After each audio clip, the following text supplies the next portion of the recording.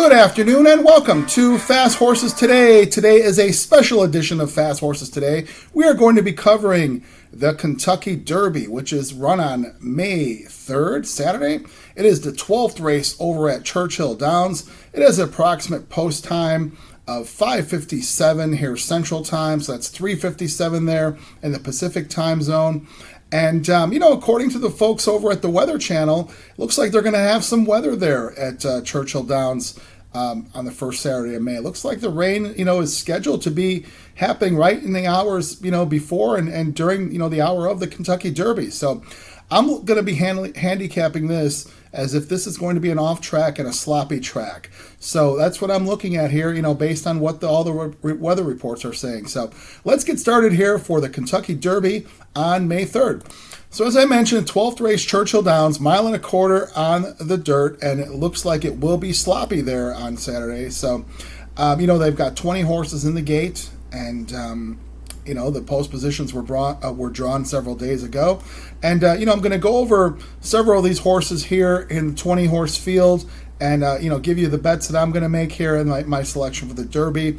The one-horse Citizen Bull, he's 20-1 here for Bob Baffert. Martin Garcia has been riding this horse his whole life. I think Citizen Bull will be a factor in this race because he does show a lot of speed. And, coming from the one hole, it's a tough spot, even though they did change the gate configuration there. It's made it a little better for the one hole. Before it was absolutely impossible, but it's still a tough go. But anyway, it looks to me like Citizen Bull has one way to go. That would be to the lead.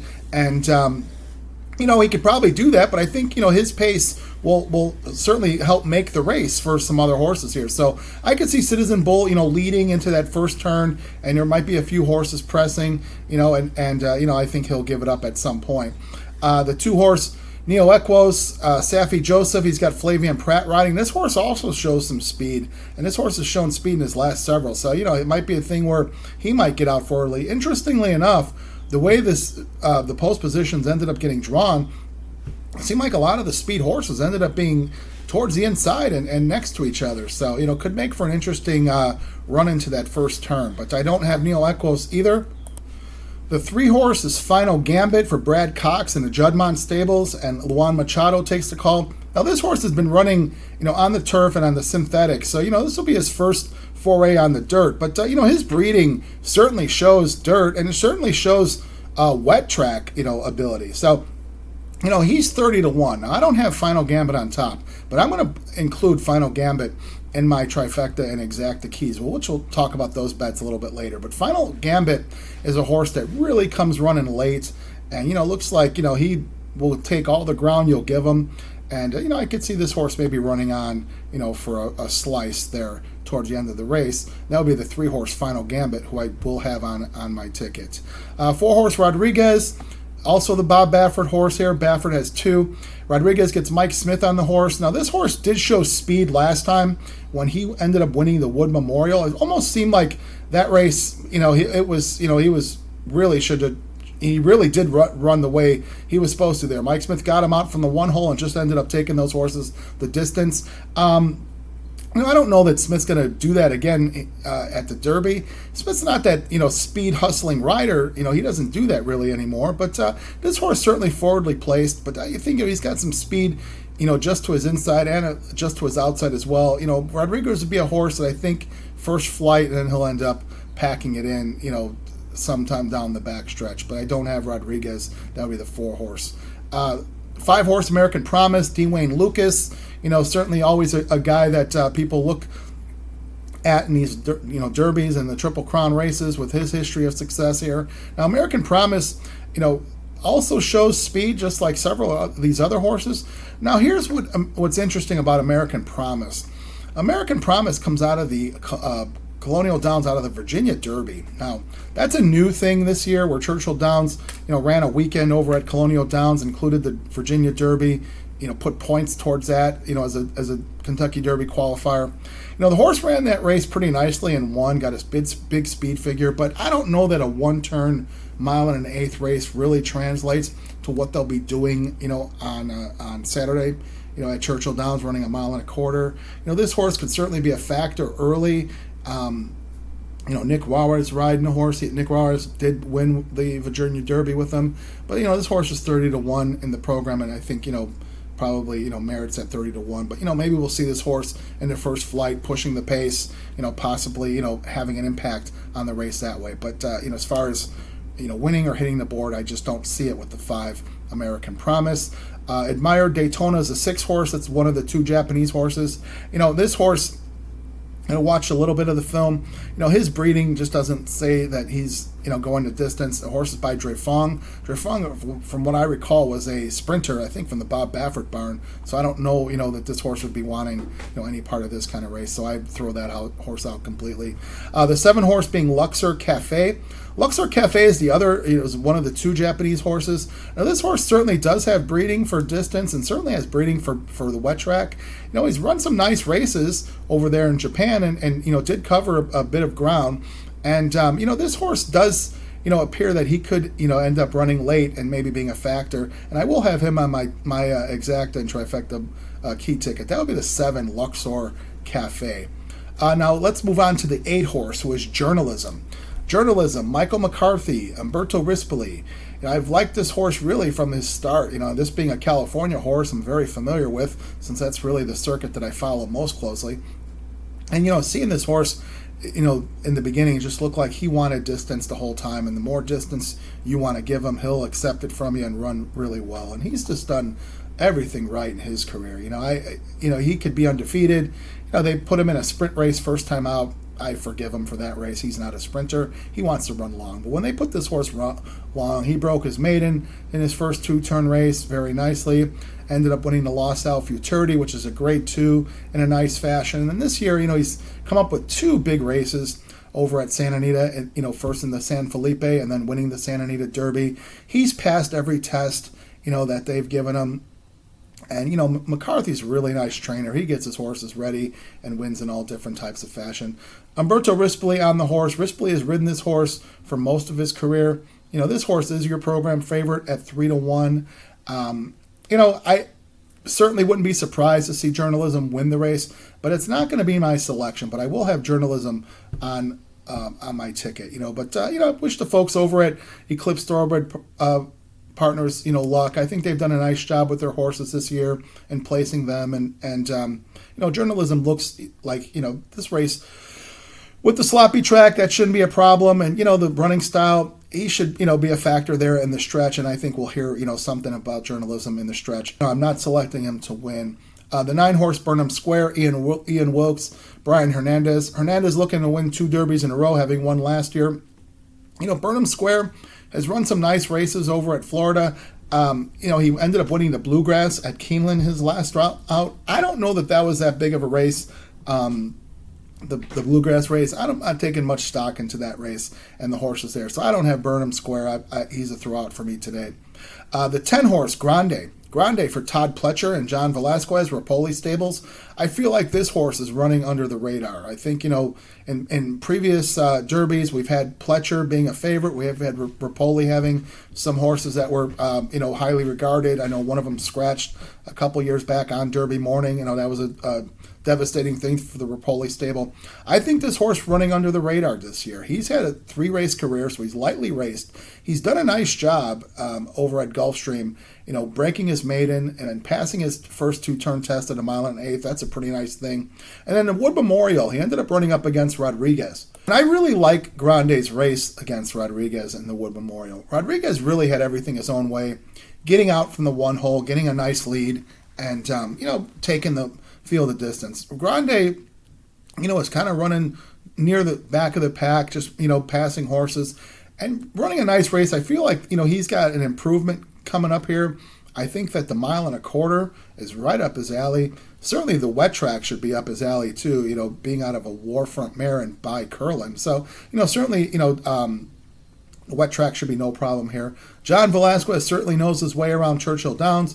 This horse is 20-1. I do feel like Grande could be a factor and can certainly get a slice here. The 11 Flying Mohawk, nothing to say about him. He's a throwout for me. The 12 horse East Avenue, Brendan Walsh, Manny Franco, that horse also is a throwout for me. He comes out of the Bluegrass, which, like I said, I don't really feel the Bluegrass was a good prep race. 13 Publisher, This horse is a maiden for Steve Asmussen. Irad Ortiz gets the call, so certainly there's a good factor there. But I'm not really looking to put a maiden in to win the Kentucky Derby, so I'm going to throw out Publisher, being that's the 13 horse. 14 Tistastic, another Asmussen horse, that's a throwout for me as well. That horse comes off a win in the Louisiana Derby. It's 20-1. I don't have it. Tistastic doing anything. The 15 horse, Render Judgment. Kenny McPeak, he's looking to win 2 derbies in a row. I don't think that he's got the horse here. Le Peru rides the horse for 15. I don't have that horse in anywhere. The 16, Cold Battle. Cold Battle was a nice story. I'm sure if you're going to watch the telecast on NBC, I'm sure they'll feature Lonnie Briley. A good story there. Vargas takes the call. Vargas has been on this horse several times. This horse had a nice campaign in his preps over at Oaklawn Park. Having won the Rebel in a nice way, won the Smarty Jones, ended up coming third in the Arkansas Derby, gotten beat by Sandman and Publisher. We'll talk about Sandman in a little bit here. Cold Battle is certainly a nice story, and it's one of those you'll see, featured on Derby Day, but I don't have Cold Battle in anywhere. He's a throwout for me. Let's go with the 17, Sandman. Sandman, I do like Sandman.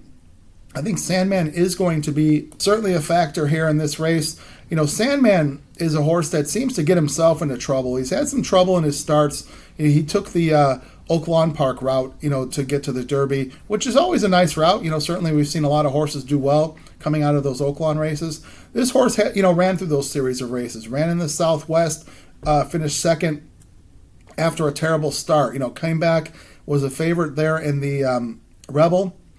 Really didn't have much of an excuse in the Rebel. Ended up getting beat by Cold Battle, which made me kind of wonder. Then they ended up changing jockeys on this horse. They put Jose Ortiz on the horse in the Arkansas Derby. And this horse got a really nice setup there with very fast fractions early in the race. There was a Baffert horse, Cornucopian, and I forget, there was another horse that hooked him. And these horses just sprinted for the first, 5/8 of a mile and, fell apart as expected, and Sandman really picked up the pieces and ran on well. So, I think a couple things there.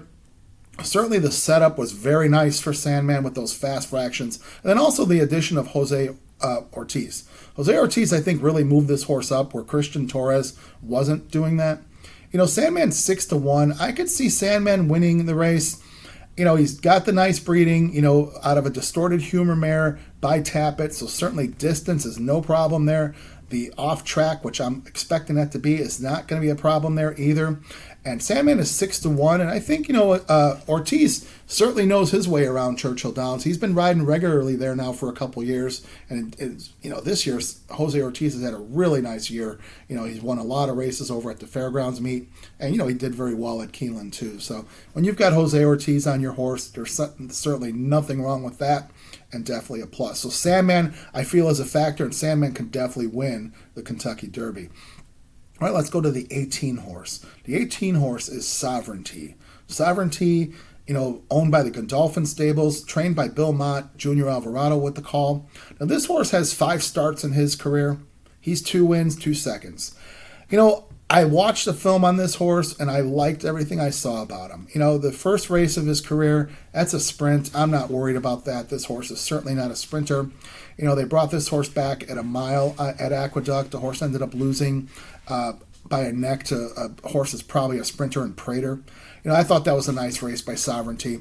Those are just kind of, in my opinion, typical Bill Mott. He gets, he takes his time getting his maidens ready, but this horse certainly showed ability. He felt so strongly about this horse. He ended up putting this horse in the Grade 3 Street Sense as a maiden in his first 2-turn race. And this horse passed with flying colors at Churchill Downs. He ended up getting the job done, winning going away in his maiden breaker in a Grade 3. He ended up beating Tistastic and Sandman that race. Very nice race. And it just showed you the quality of this horse and the horse wanting to go a route of ground. So certainly got that done. Let's move to this year, here in 2025.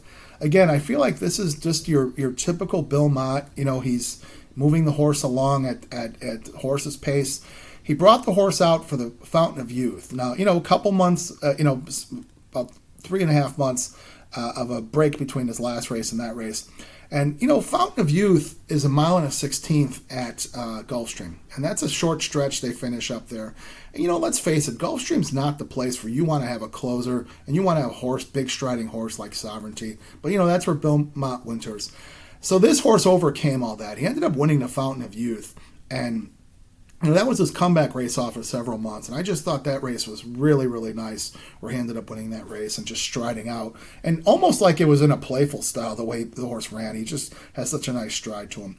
Next stop was the Florida Derby, which, that's 1 1/8, and that's the full stretch there. But again, Florida Derby and Gulfstream, it's usually a race where, horses are running up close and running up, in a inside being an advantage there. Sovereignty had the 10 hole out of 10 horses. That's never a good thing in those 1 1/8 races at Gulfstream Park. Since they reconfigured that track, it's always been a disadvantage to be outside there. The outside post has certainly taken the steam out of several really good horses over the years. It ended up being a disadvantage for him, but also I look at the silver lining here. I like the way Sovereignty overcame that adversity. He was wide on the first turn, 5 wide, 3 wide, was wide the whole time, and he came on running. And, to me, this is a race kind of like looking for progress and moving on from there. I feel like that's what Mott probably got out of this horse. Certainly nothing wrong with finishing second to Tappan Street. Tappan Street's a nice horse. Tappan Street didn't make the Derby. I'm not too sure what happened to Tappan Street, but running second there, not a problem there. Manny Franco was on that horse that day because Junior Alvarado got kind of dinged up and was off there, but Alvarado's back on. Sovereignty's 5-1. And Sovereignty will be my pick for the Kentucky Derby. At 5-1, I think we're going to get that on Sovereignty. I just feel like this horse is coming into this race really, with the, green lights there. I think Mott is doing a great job with this horse. And I think Bill Mott would like to win a Kentucky Derby, in a fashion that's not via DQ. He won via DQ a few years back.